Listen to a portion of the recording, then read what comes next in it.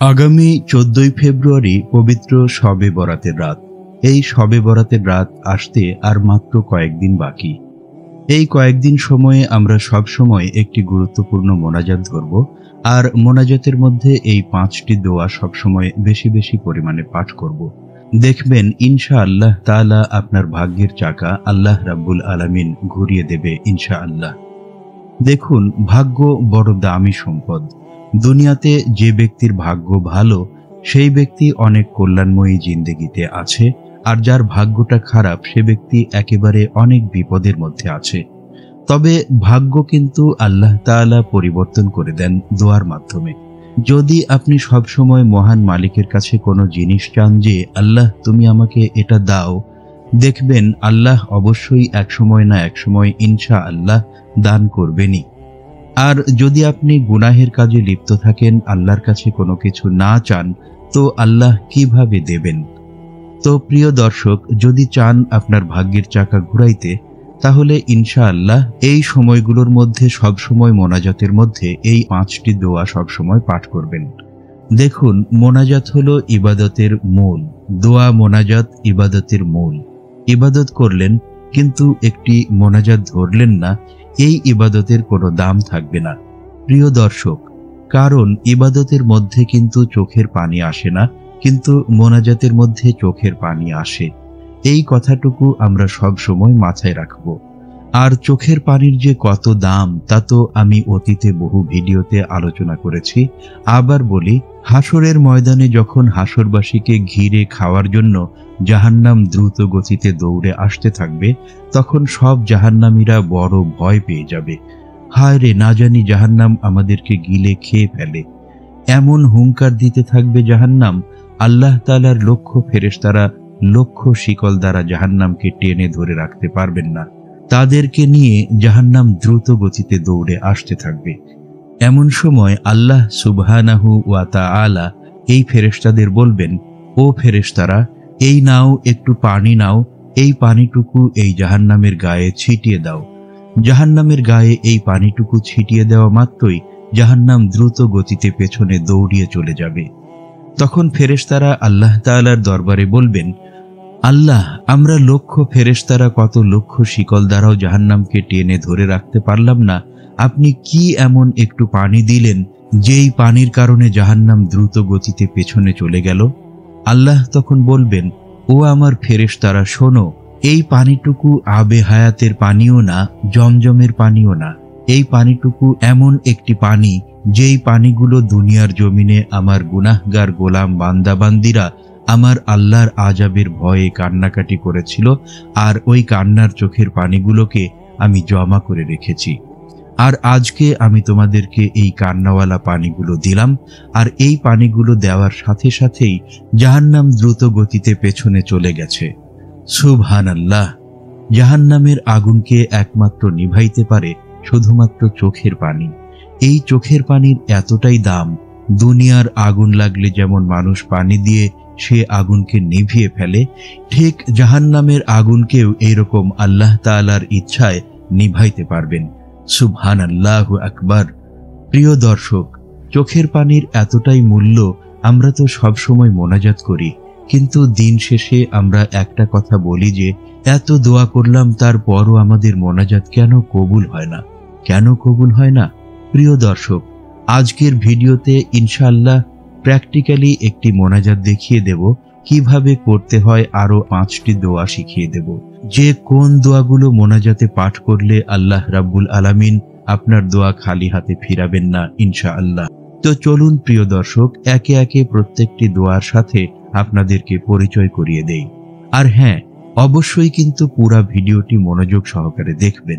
সর্বপ্রথম এই দোয়াটি আপনি পড়বেন, অর্থাৎ আপনি মোনাজাত ধরে সাথে সাথে এই দোয়াটি বলবেন।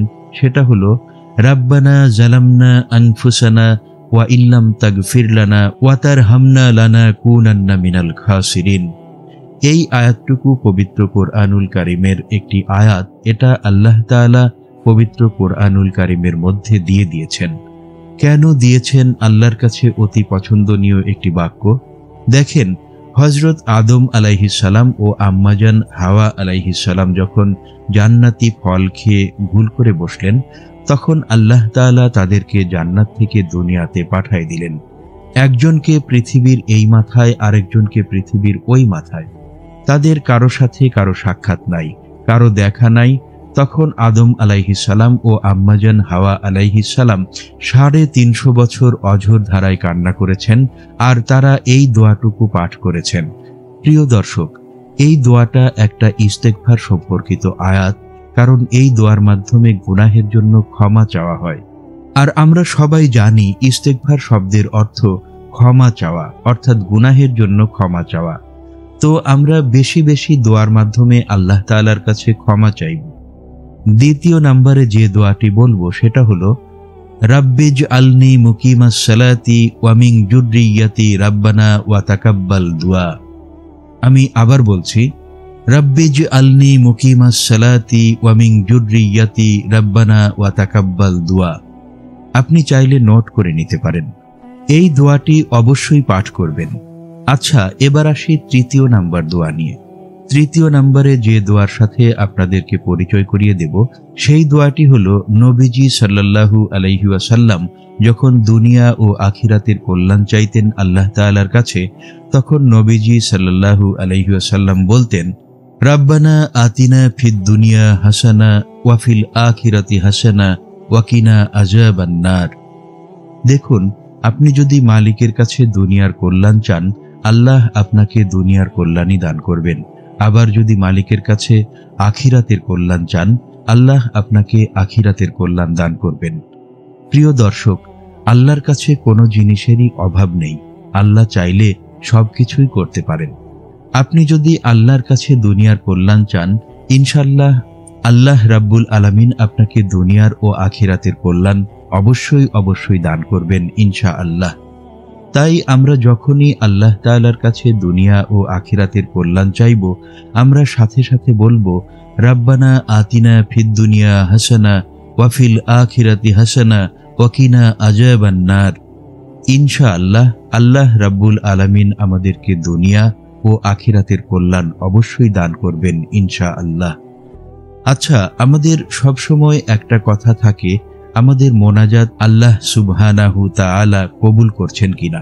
আপনি একটি কথা সুন্দর করে বুঝুন।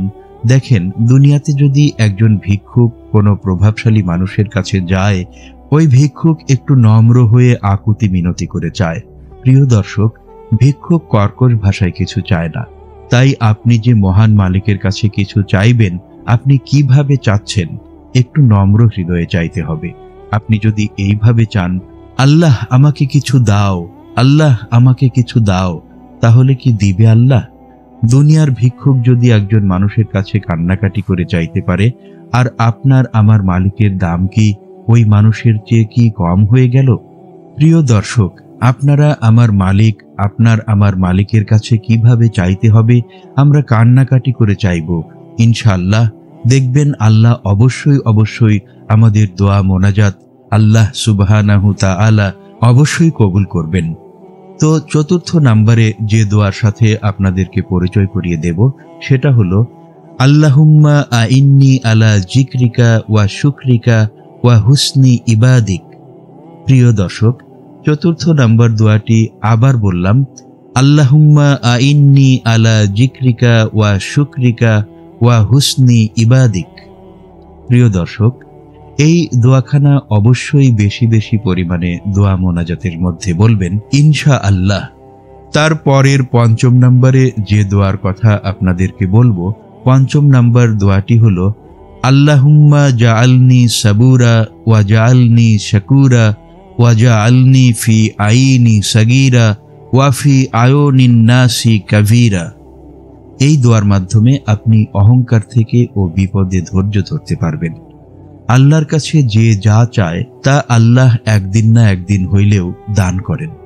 আপনি যদি আল্লাহর কাছে সবসময় হেদায়েত কামনা করেন, আল্লাহ আপনাকে অবশ্যই একদিন না একদিন হইলেও হেদায়েত দান করবেন। প্রিয় দর্শক, তাই আমরা সবার কাছে ভিডিওটিকে বেশি বেশি পরিমাণে শেয়ার করতে বলবো, যাতে ভিডিওটি দেখে তারাও কিছু না কিছু শিখতে পারে। আর হেদায়েতের জন্য, গুনাহ মাফের জন্য দোয়াগুলো শিখে আল্লাহ তাআলার কাছে এই নিয়মে দোয়া করতে পারে। ভালো থাকুন, সুস্থ থাকুন। আর হ্যাঁ, যদি ভিডিওটি ভালো লেগে থাকে তাহলে অবশ্যই চ্যানেলটি একটু সাবস্ক্রাইব করে দিবেন। আজকের মতো বিদায় নিচ্ছি। কথা হবে ইনশাল্লাহ পরবর্তী ভিডিওতে। আসসালামু আলাইকুম ওয়া রাহমাতুল্লাহি ওয়া বারাকাতুহু।